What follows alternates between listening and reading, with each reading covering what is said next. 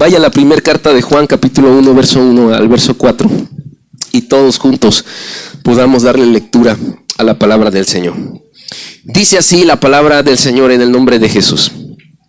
Lo que era desde el principio, lo que hemos oído, lo que hemos visto con nuestros ojos, lo que hemos contemplado y palparon nuestras manos tocante al verbo de vida, porque la vida fue manifestada y la hemos visto y testificamos y os anunciamos la vida eterna, la cual estaba con el Padre y se nos manifestó.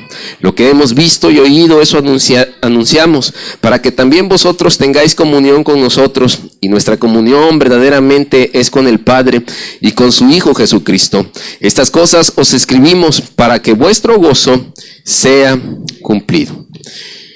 Señor, pedimos tu dirección para que compartamos esta tu palabra. De la mejor forma queremos, Señor, hacerlo.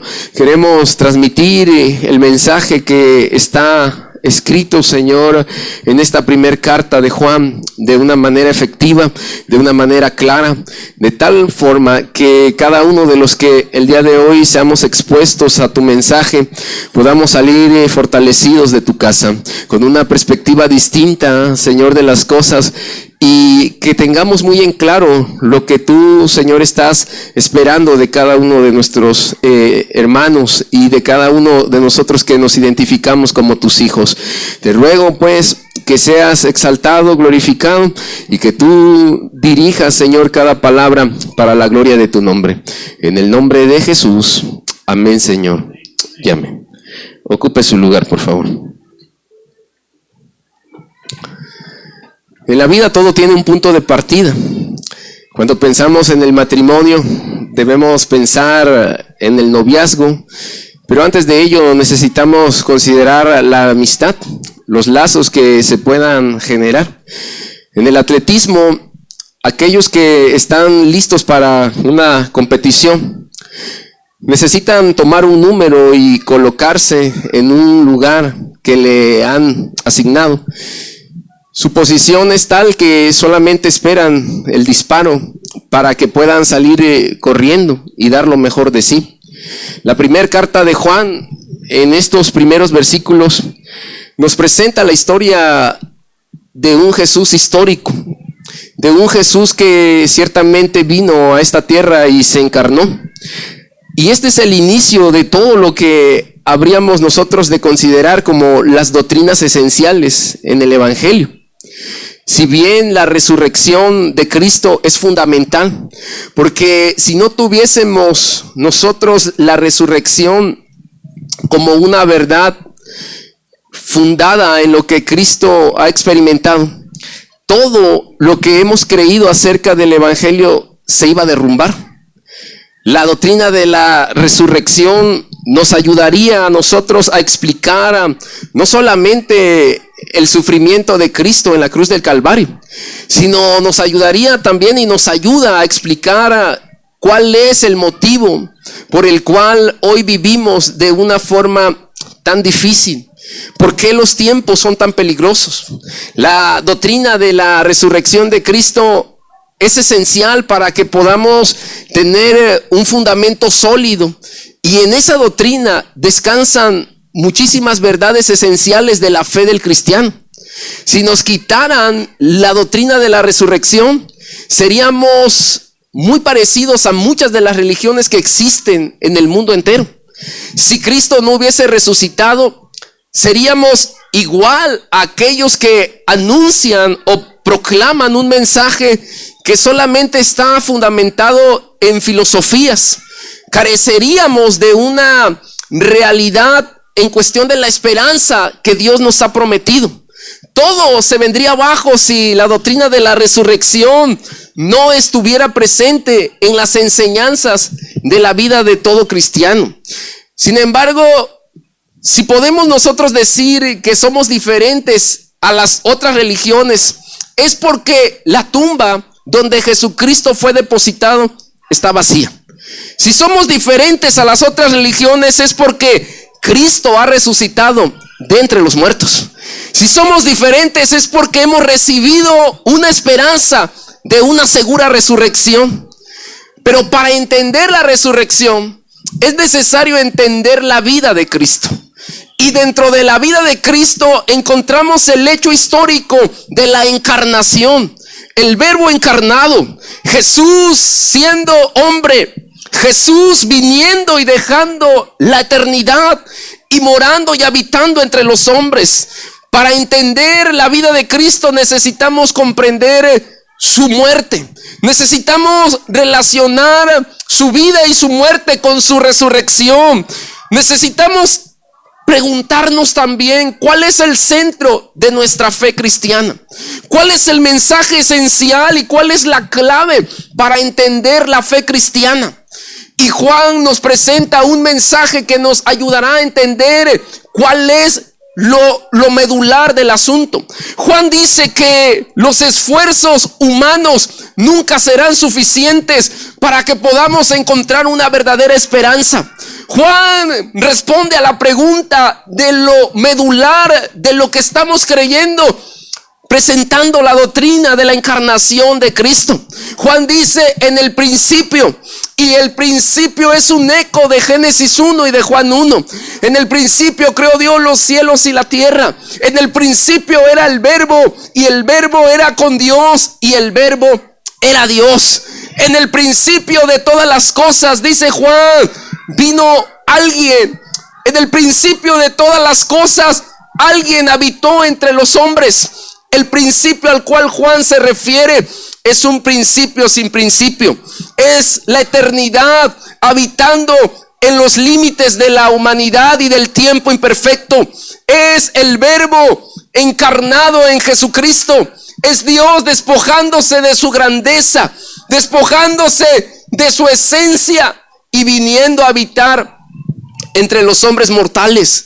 Él es el Alfa y el Omega, el inicio de la humanidad. La creación de todas las cosas se encuentran en Él. En Él descansa la creación del universo. En Él tendrán punto final todas las cosas también. Pero cabe decir que el punto final no termina con la ascensión de Jesús. Estamos esperando un pronto regreso de Él. Estamos esperando ese momento glorioso cuando la iglesia pueda encontrarse con Él. Pero vemos que el principio al cual Juan se refiere es un principio de cosas tan grandes que nuestra mente limitada y finita no pudiese comprender a cabalidad. Es como ir al mar y tomar entre nuestras manos un vaso y llenar ese vaso con agua del mar, contemplar el vaso y contemplar la dimensión del océano. Es muy parecido a mirar la majestad y la grandeza del Dios que representamos.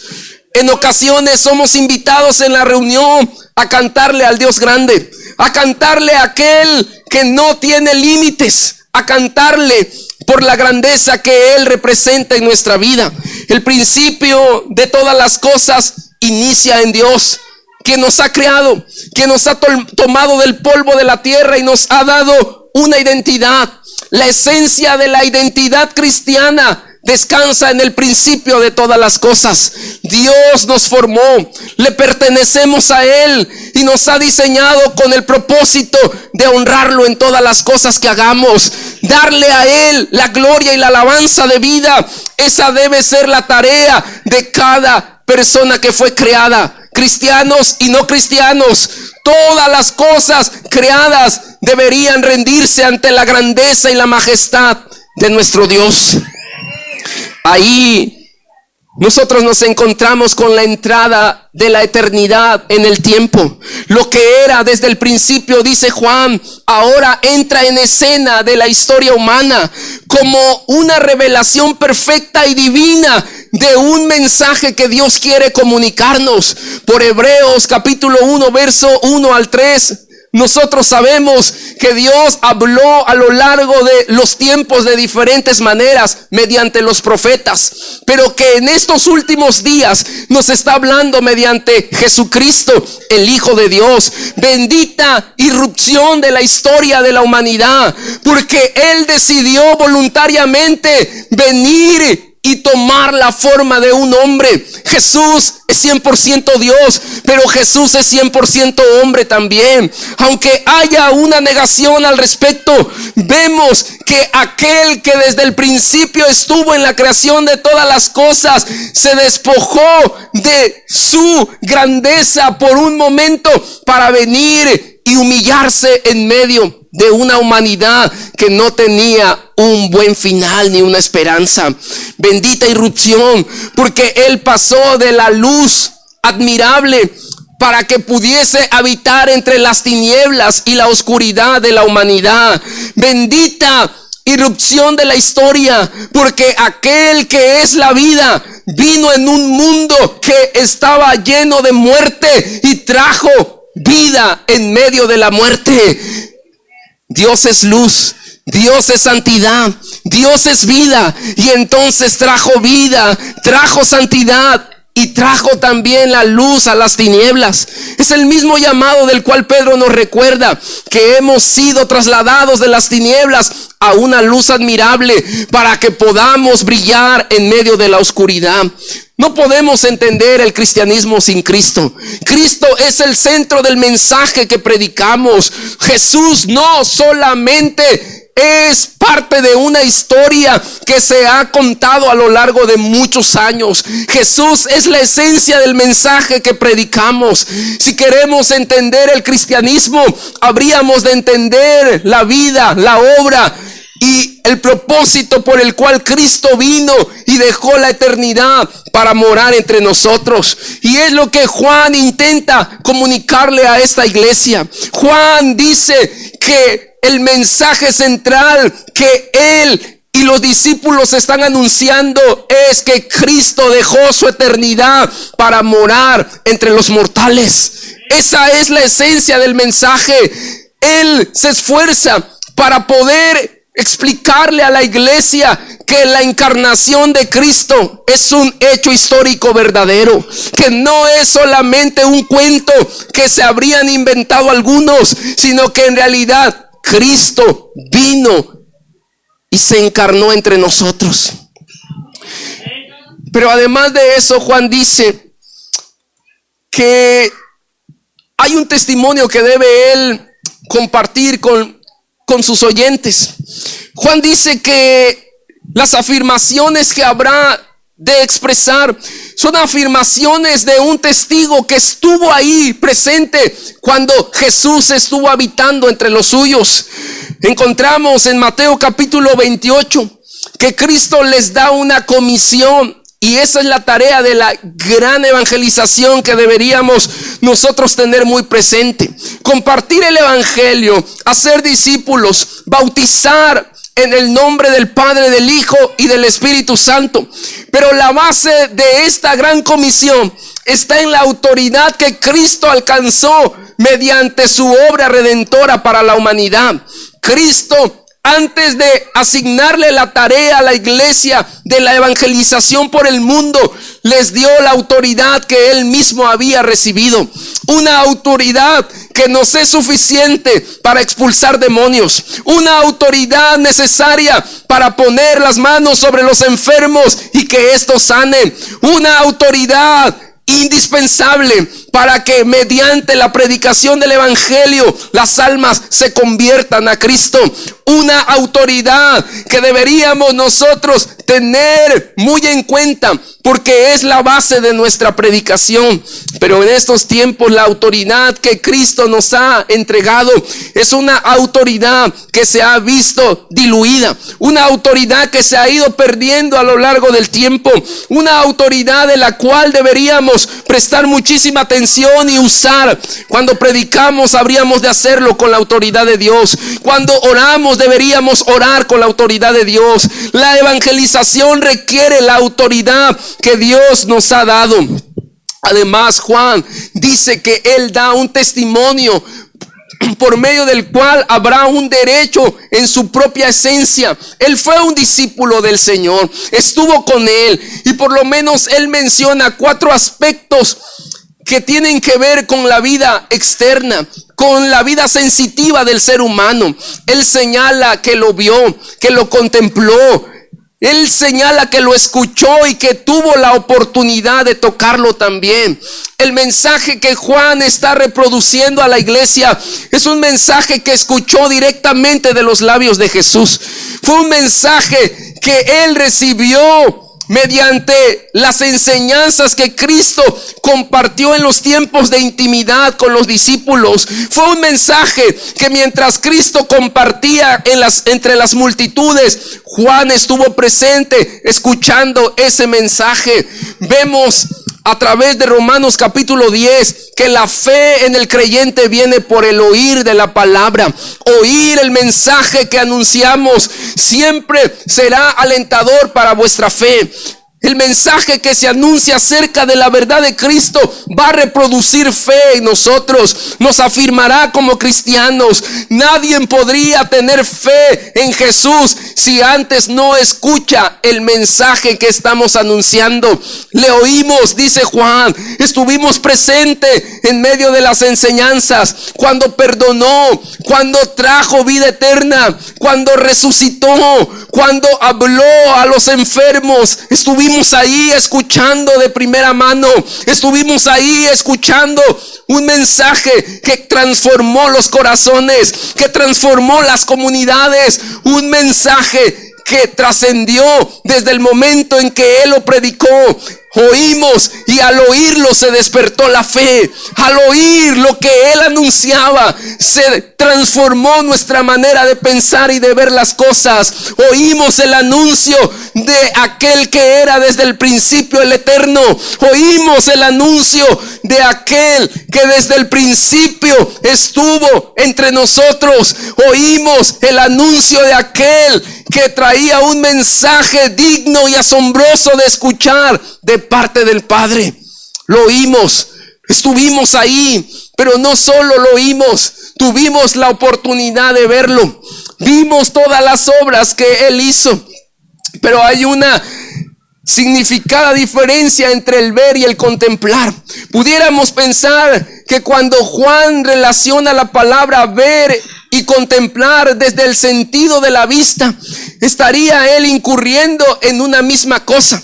La verdad es que no es así. Ver es algo así como decirle a un hermano: hermano, lo vi el día de ayer afuera del banco. A lo que el hermano le preguntaría: ¿cuándo me vistes? ¿Cómo estaba vestido? ¿Exactamente en qué parte del banco estaba? Y usted dentro de sí sollozaría y diría: pues lo vi, pero no soy chismoso. Sé que estaba ahí, sé que era usted. Estoy seguro que usted estaba en esa esquina a un horario determinado, pero yo no vi detalles de usted. No sé decirle cómo iba vestido, pero tengo la seguridad de que era usted el que estaba en esa esquina del banco. De la misma forma, ver y contemplar tienen una diferencia notable. Ver es solamente mirar algo de forma muy general o simplista, pero contemplar es mirar los detalles. Contemplar es registrar en nuestra memoria situaciones del contexto, en qué horario, en qué lugar se encontraba, si estaba sentado o estaba de pie. Contemplar es mirar con mucho cuidado, con detenimiento. Es fijar la mirada en aquella persona que usted tal vez está identificando. Mirar y contemplar tienen una sentida diferencia, y eso es lo que Juan está diciendo. No solo lo miramos, no solo fue como un ojo al gato y otro al garabato, no solo fue una mirada de lejos, no solo fue darnos cuenta que ahí estaba él, sino que lo contemplamos. Estuvimos ahí presentes, nos asombramos en el momento en el cual Lázaro resucitó. Nuestra mirada estaba ahí cuando él fue y lavó los pies de cada uno de nosotros. Lo miramos y nos asombramos cuando le dijo a una niña: Talita Kumi, levántate y anda.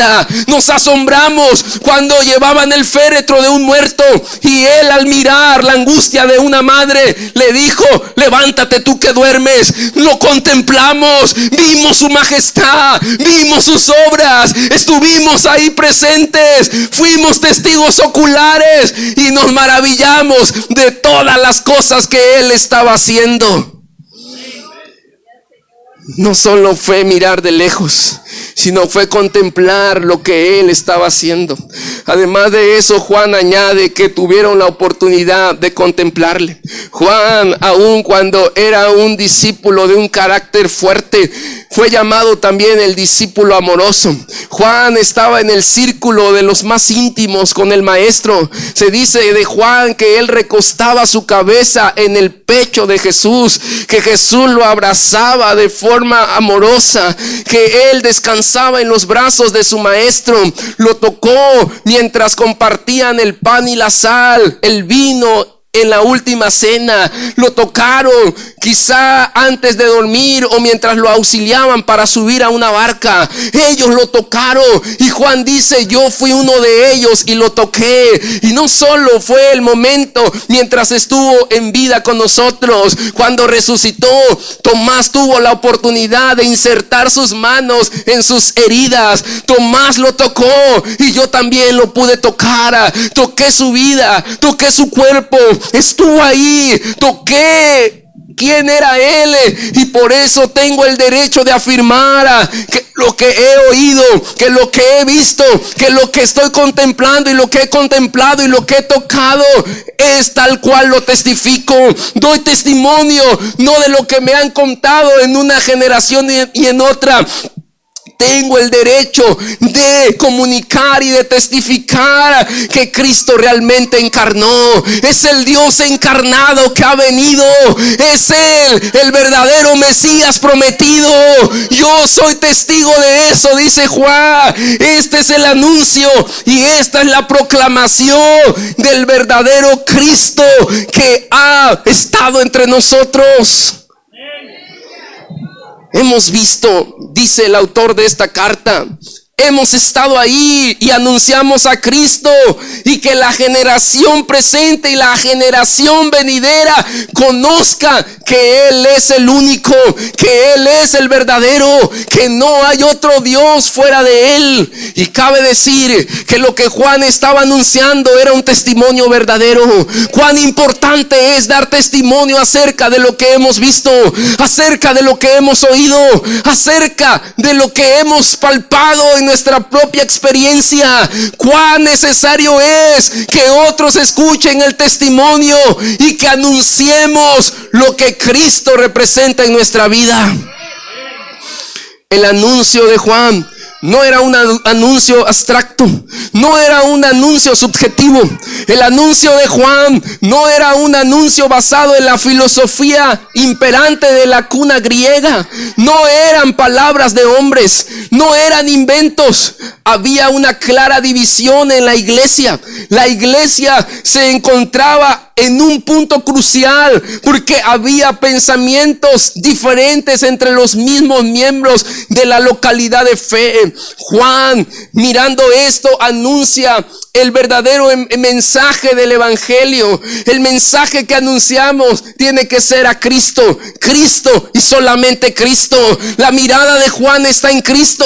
Juan predica a Cristo y no se cansa de resaltar la obra de Cristo entre los suyos. Para Juan, el mensaje fundamental es Jesucristo, y no hay nada más que Cristo en la vida de la iglesia y en la vida de aquellos que se identifican como cristianos.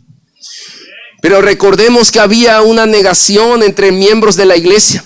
Algunos habían considerado que Jesús no había encarnado, que Jesús no había venido en cuerpo, que Jesús no podía tomar el cuerpo porque el cuerpo era necesariamente malo. No podía mezclarse lo divino con aquello que es malo, y por eso comenzaron ellos a negar la encarnación de Cristo.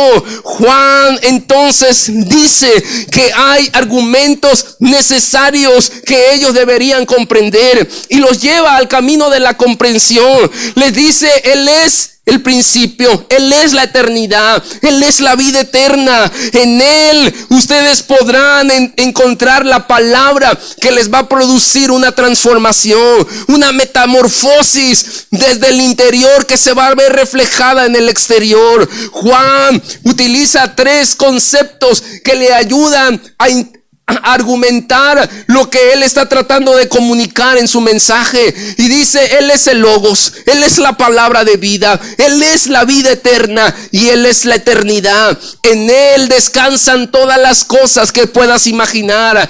En Él y solamente en Él podrías tú encontrar el verdadero camino. La comprensión que ellos tenían acerca de Jesús era equivocada. Juan intentó explicarles acerca de quién era el Verbo.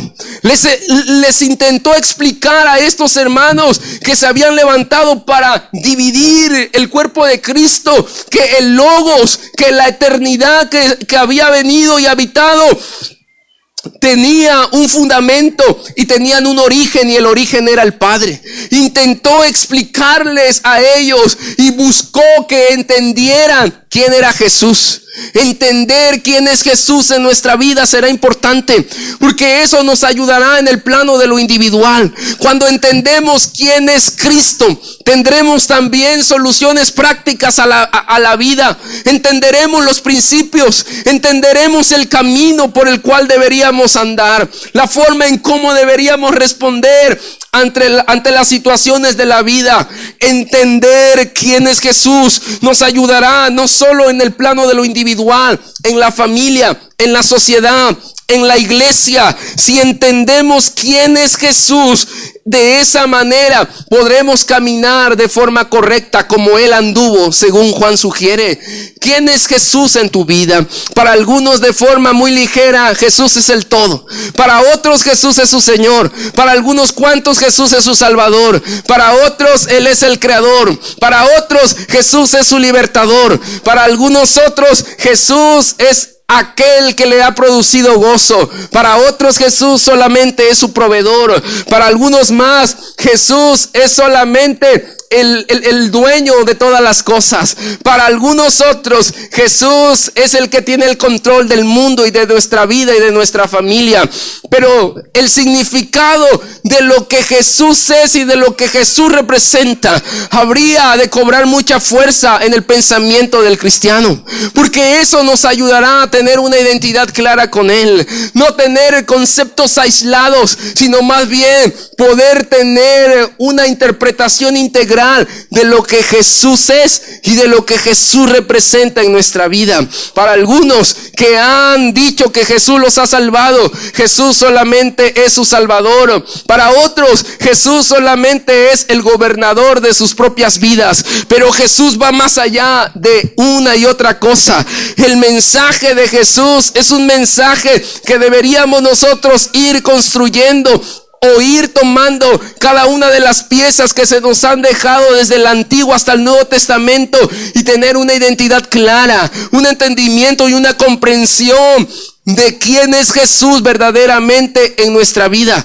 Porque de esa manera y solamente de esa manera podemos nosotros representar a Jesús en el mundo. Porque cuando comprendemos quién es Él y qué es lo que Él ha hecho, entonces el mundo también lo comprenderá. Entonces el mundo también podrá seguir las pisadas del gran maestro. Y eso es lo que Juan intenta comunicarles.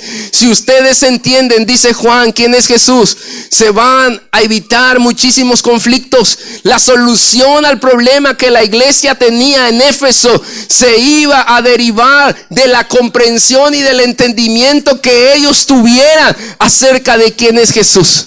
Nuestra mala comprensión de quién es Jesús nos lleva a tomar decisiones equivocadas. Nuestro mal entendimiento de quién es Jesús nos lleva por caminos equivocados. El no comprender a cabalidad quién es Jesús nos lleva a vivir de forma liviana. El no entender a Jesús en su plenitud nos lleva a no caminar de forma correcta.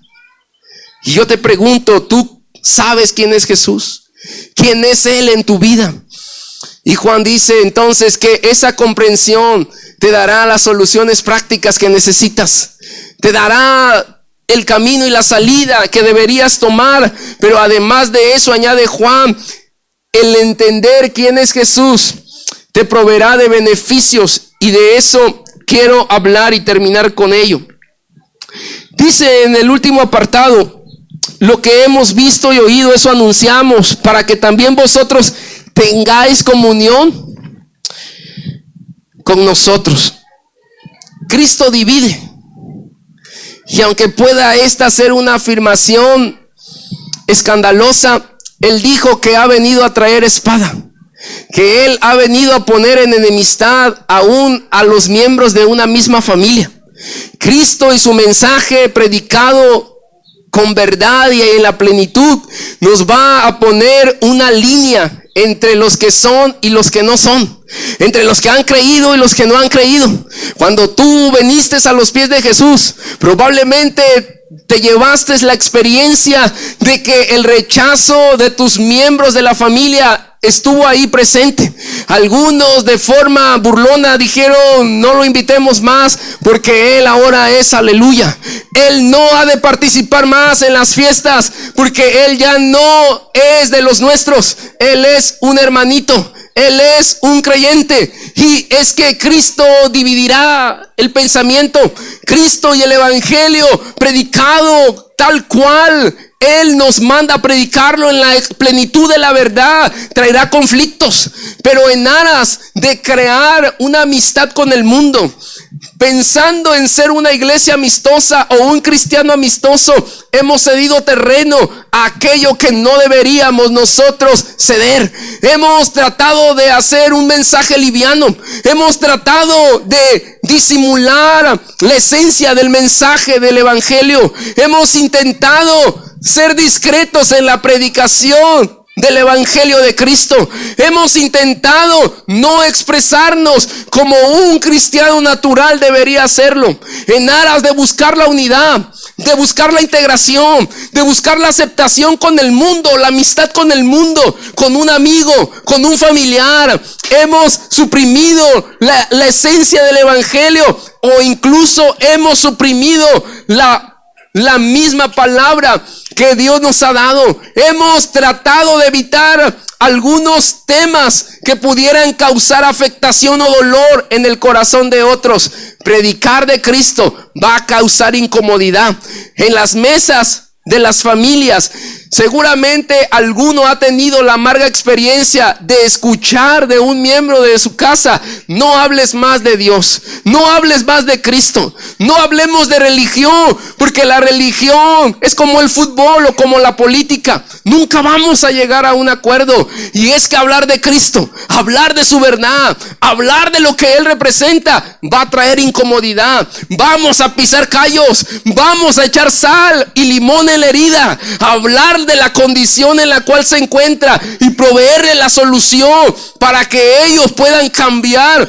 Eso traerá una inconformidad en sus corazones. Pero mire, hermano, en aras de ser una iglesia amistosa, hemos diluido el mensaje de Dios. Tratamos de esconder la esencia de nuestra predicación, y para Juan esto sería un terrible error. Juan dice: predica de Cristo, predica de la verdad de Él. Cuando pensamos en un panorama como el que Juan nos presenta, pudiéramos considerar el estado laico, en el cual se nos prohíbe hablar abiertamente de Cristo, en el cual no podemos muchas veces mencionar la fe y ni siquiera identificarnos como creyentes. Pero para Juan es mejor no anunciar nada que diluir el mensaje. Para Juan lo importante es predicar la verdad tal cual es. Y en aras de esto se han suprimido palabras también como juicio, infierno, condenación e incluso la palabra Cristo. Cristo, sacarlo del mensaje central sería la invitación y sería el camino o la estrategia que habríamos de seguir para no causar ningún problema. ¿Se imagina usted que en esta iglesia hoy representara usted a un credo diferente? Que no fueran todos evangélicos, que no fuéramos todos cristianos, sino hubiese musulmanes de un lado, del otro lado hubiese cristianos, del otro lado hubiese personas que no creen en Cristo, de tradiciones occidentales o religiones japonesas o chinas, y que hubiese aquí una mezcla de una iglesia ecuménica, una iglesia mezclada con diferentes líderes religiosos, Mahoma, tal vez filosofías como la de Gandhi o predicaciones como la del mismo Cristo. Yo no podría hablar acerca de Cristo con la misma libertad. Yo tendría que cuidar mis palabras y el centro de mi mensaje no podría ser Cristo. Pero debemos entonces nosotros considerar que entre la iglesia pudiéramos hablar con esa libertad de Cristo. Pero la realidad es que allá afuera hay una gran cantidad de gente que no necesariamente es cristiana o se identifica con Cristo, o que está siguiendo filosofías extrañas, que el centro de su vida no es Cristo. Ellos siguen tradiciones, ellos siguen otro tipo de creencias que están basadas en la filosofía. Y entonces cuando le predica a Cristo, eso divide, eso les causa dolor, eso les causa rechazo, porque su predicación está alterando su estado de ánimo, está alterando lo que ellos son, su esencia, y por eso comienzan a tener una inestabilidad. Por eso Juan señala que debemos nosotros anunciar el mensaje con muchísima valentía, porque el mensaje que anunciamos es un mensaje que hemos experimentado. No se trata de conocer solo la doctrina o de tener experiencias, sobre todo en una época en donde las experiencias son muy importantes, en donde la ética y la moral muchas veces se toman de una forma tan elevada que lo más importante al venir a una iglesia, al congregarse o al estar en un encuentro cristiano son las experiencias que nos llevamos. Si lloró, entonces hubo bendición. Si usted vino y comenzó a temblar, muchos creen que eso es parte de la bendición. En aras de un tiempo en donde las experiencias son importantes, en donde cuando oramos por alguien y decimos aceptó a Cristo, tuvo una experiencia, en aras en donde hoy en día el experimentar es más valioso a veces que la doctrina o lo que conocemos. Ni la doctrina ni las experiencias son totalmente suficientes. Lo importante es la transformación. Lo importante es la visión que Dios nos da. Lo importante son los principios que recibes para hacer frente al mundo. Lo importante es la capacitación que Dios te da para que puedas avanzar como un verdadero cristiano en un mundo corrompido. Lo importante no solo es la experiencia del domingo, porque lo puedes olvidar el día de mañana. Hoy puedes llorar en la reunión. Hoy puedes estar en la reunión teniendo una gloriosa experiencia mientras cantamos. Pero lo importante es lo que Dios está haciendo día a día en tu corazón. El cambio que Dios está produciendo. Lo importante es que no vendamos la verdad de Dios. Que no cerremos nuestra boca y anunciemos el mensaje del evangelio. Lo importante es la visión que recibimos para vivir el día a día. Lo importante es lo que nosotros hacemos y decimos, pero fundamentado en la verdad de Cristo. Y entonces Juan dice algo que deberíamos nosotros considerar para que tengáis comunión como nosotros, dice Juan. Esa misma comunión que tuvieron los 12 es la misma comunión que deberíamos nosotros tener. Es algo así como cuando recién llegamos al evangelio y algo se despierta en nuestro ser. Cuando somos conmovidos por el poder de Dios, cuando entendemos nuestra condición de pecadores y nos rendimos ante la majestad y grandeza de Dios. Es algo así como nuestro primer amor, como nuestra primera esencia, cuando andamos con todas las baterías cargadas, cuando queremos que nuestros hijos, nuestros hermanos, todos conozcan lo que ha pasado con nuestra vida, que todos experimenten lo que hemos experimentado en carne propia. Lo que Juan dice de la comunión con nosotros es el mismo gozo que yo siento en mi corazón. Quisiera que el mundo lo tenga. El mismo fuego que vino a mí mediante la obra del Espíritu, quisiera que otros lo tuvieran. La misma libertad que hoy siento, yo quiero que el mundo la sienta. Esa es la comunión de la cual Juan Juan habla y eso nos lleva a predicar y a anunciar y a testificar el mensaje de Cristo. Pero después dice comunión con Dios y con el Padre y con el Hijo. Aunque lo podemos ver desde dos perspectivas. Una comunión con el Padre individual y una comunión con el Hijo individual. Y lo podemos también ver bajo una sola comunión. Y desde ese sentido yo quiero hablarlo rápidamente. La comunión con el Padre y con el Hijo representa esa relación estrecha que debe haber entre los hijos de Dios. Juan está diciéndonos que él testifica un mensaje que va a producir comunión entre los miembros de la comunidad de fe. Si realmente entendieran quién es Jesús, habrían entonces de vivir en comunión, habría gozo en la comunidad, en la iglesia habría cosas maravillosas que estarían ocurriendo. Si verdaderamente comprendieran quién es Jesús en su vida, entonces las cosas fueran totalmente diferentes. Y hay muchos que intentan cambiar a otros. No los vamos a cambiar. No te desgastes. Deja que sea Dios mediante la verdad de Cristo y mediante la obra del Espíritu Santo quien traiga los cambios, quien traiga la visión, quien nos capacite, quien nos dé todos los recursos para vivir en victoria. Y dice que esa comunión se puede ver muchas veces truncada por las barreras que hay. Y una de esas barreras es el pecado. El pecado puede distanciarnos de nuestra comunión con Dios.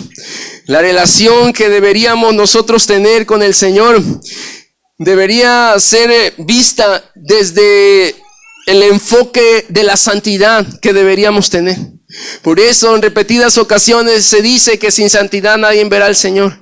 Lo primero que pasa cuando pecamos es que nos separamos de Dios. Hay una separación entre Dios y el hombre. Lo que menos queremos hacer cuando estamos en pecado es oír el anuncio de la verdad de Dios. No queremos ser exhortados. Somos conscientes de que estamos actuando mal, pero no queremos saber nada de tener una relación estrecha con Dios. Hay barreras que pueden imposibilitar esa comunión, pero Juan dice que aquel que ha entendido a la persona de Jesús, aquel que ha sido reconciliado ya, entonces podrá vivir en una constante reconciliación con Dios, en una constante relación con Él. Debemos entonces ver cuáles son las barreras que a ti o a la iglesia nos están tentando para que no podamos entrar en esa comunión plena con Él. Y dice que derivado de la comunión con Dios vamos a experimentar el gozo, un gozo que nos ayudará a ir en victoria, a permanecer en fuerza espiritual, a caminar con fe, a caminar sin incertidumbre. Hay problemas que no se van a vencer si nosotros no entendemos a cabalidad quién es Dios en nuestra vida. Mire, hermano, en conclusión, Juan dice que la situación que la iglesia tiene de la división, porque se está dividiendo, porque algunos piensan que Cristo no fue encarnado, tienen una opinión distinta en cuestión doctrinal. Todo eso se deriva de una mala comprensión de quién es Jesús en la vida.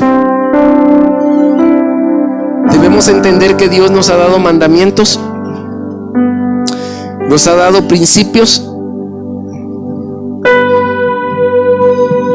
y dentro de los mandamientos y los principios, los mandamientos no hay discusión, hay que hacerlos. Lo que Dios dijo que hagamos hay que hacerlo.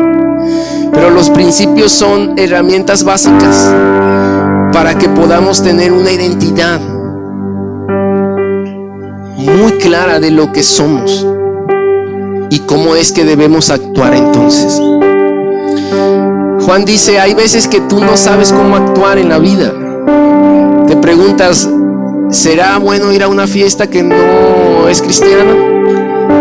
¿Será que si voy pueda participar de una copa?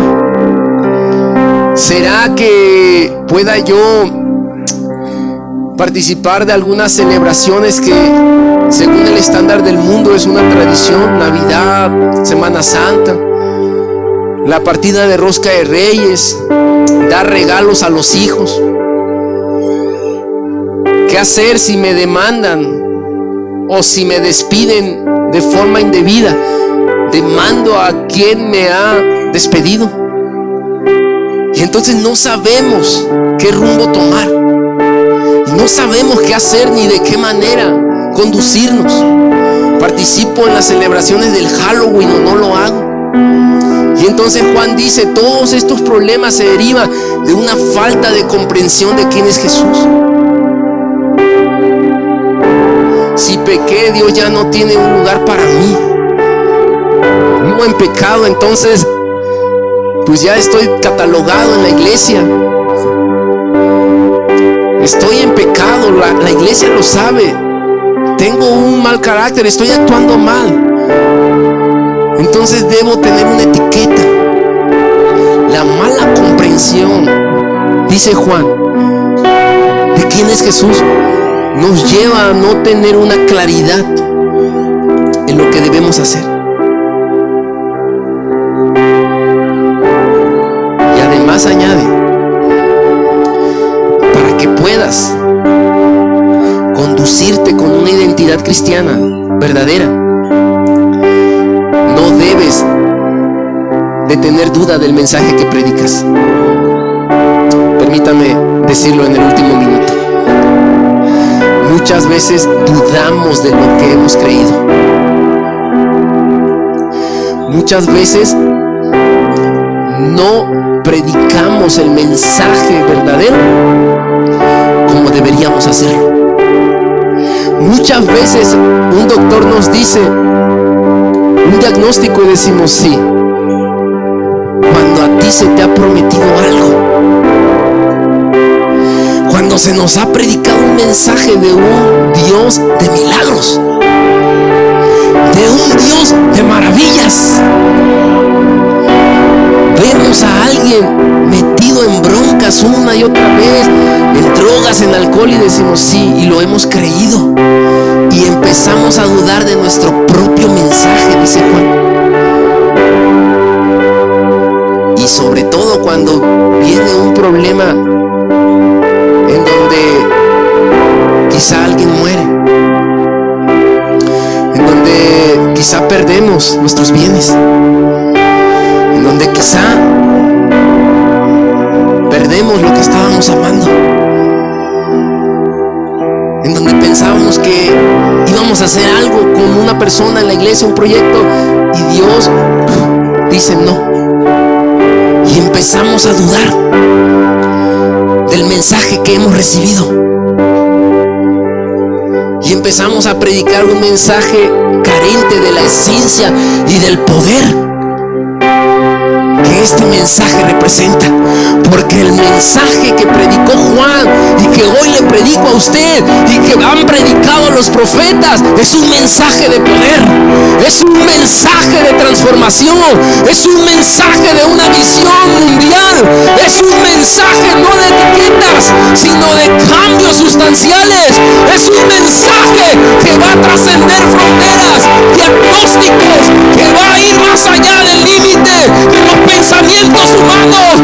Es un mensaje que cuando lo entendemos vamos a provocar un desorden en el mundo, vamos a traer vida donde hay muerte, vamos a traer luz donde hay tinieblas, vamos a traer gozo donde hay tristeza, vamos a traer esperanza en la desesperanza, vamos a traer ministerios donde decían es un borracho, un drogadito, un muerto, no hay futuro en él. Vamos a traer cambios sustanciales. Cuando lo entendemos, vamos a trastornar el mundo, vamos a cambiar las cosas, vamos a revolucionar, porque este mensaje tiene poder. Entendamos quién es Cristo en nuestra vida. Hola, ¿qué tal? Te saluda tu amigo el pastor Josué Ramos de la Iglesia Centro Familiar Kairos. Y quiero agradecerte porque a lo largo de este año 2019 has estado en compañía con nosotros. Te animo para que durante el año 2020 sigas siendo parte de esta gran familia virtual. Te recuerdo que puedes encontrarnos en nuestras diferentes redes sociales como Centro Familiar Kairos, Facebook, Instagram y YouTube. La palabra de Dios nos anima a permanecer fieles a Él. Te invito para que este año tu confianza esté depositada en el Señor y puedas mirar toda la plenitud de su gloria.